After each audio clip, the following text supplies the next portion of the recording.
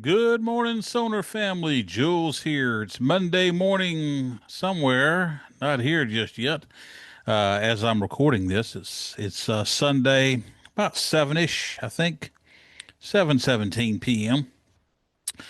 Been kind of a lazy weekend. Haven't felt real great. Kind of a recurring theme the last couple of weekends for some reason, but tomorrow's going to be a new day, or today's going to be a new day. How about that? I'll get it right in a minute. Uh, Y'all, I got good feedback on the Yoss Nickel interview. If you haven't seen it yet, it's on YouTube. I should be set for a few weeks.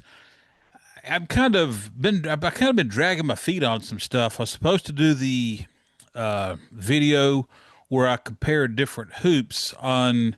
I think I originally said the Phil Rudd snare drum, but I think I'm going to do that with the compressor first, then maybe the Phil Rudd, and then eventually the Artist Bronze. I've got an event coming up on the 17th, so that's in 2 weeks. I'm highly likely to use the Artist Bronze on that.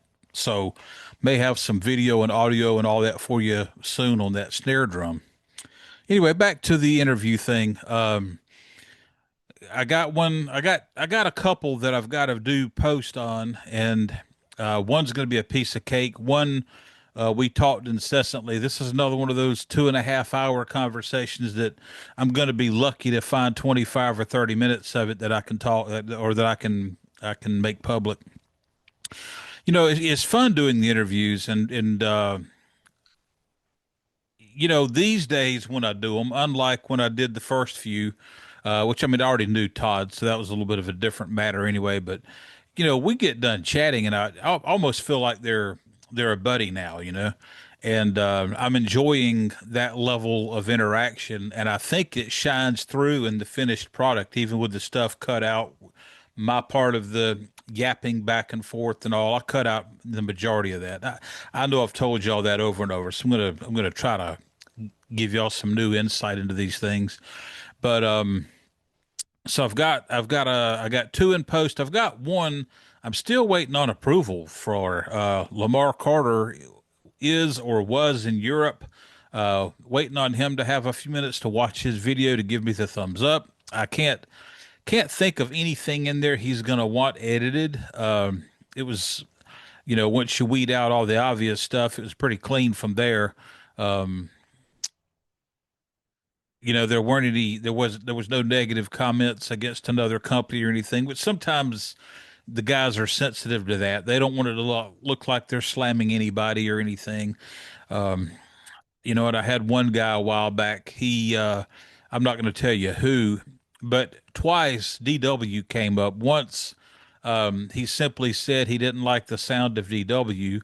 And then later in the conversation, during what was really more of a personal, and I knew to pull it. We went into some detail about not liking DW, and I knew to pull that, but the off the cuff comment about not liking the sound of DW, I left in there, and he wanted that pulled, and I understand that. On the one with Yosh Nickel that came out Saturday, he was vocal about having a problem with Yamaha in the studio, and actually specifically, and I went to go try to put this back in and couldn't find it. But basically, everything sounded good except the bass drum sounded like shit, to use his terminology on that Yamaha recording custom. Now, if you've watched a recent video from Drum Center of Portsmouth where Rick Beato was interviewing Shane or talking to Shane, Shane said that Yamaha had gotten that fixed with the Chinese recording customs. And that actually opens up another door. Next time I have a video where I'm talking about current Sonor stuff, we need to mention the fact that Yamaha is building their drums in China now, not Japan, except for the Phoenix series. And the recording customs sound better than ever.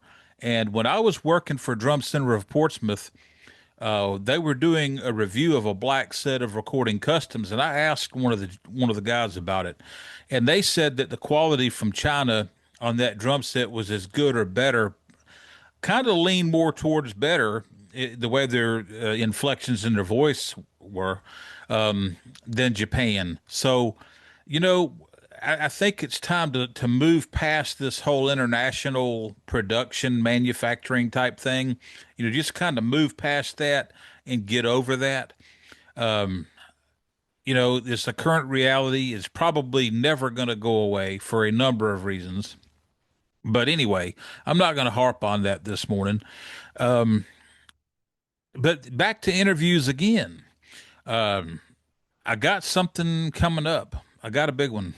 I got a big one. And I don't want to talk about it because of the fact I've had two that have committed to do something and then had to push both of them having to push out till 2026. I don't have any hard feelings. That's just the way it is. One guy's real busy and one's got something else going on that I'm not going to mention. But anyway, so that's kind of the way it goes sometimes. So I don't like to throw names out there. When I've got it recorded and it's getting ready to go into post production, I might give some hints. I might come straight out and tell you, hey, this is what's coming up. But I'll hold my cards pretty close to my chest until it's all recorded and done and everything's on me to get it finished. But that will be a feather in my cap if there ever was one. So, anyway, keep your eyes and ears open for that. And I think that's going to pretty much do it for us this morning. A big shout out to a couple of people. They know who they are, that bought some stuff last week. And I appreciate that. Very good timing on that for me. Sales have been slow, slow, slow, slow.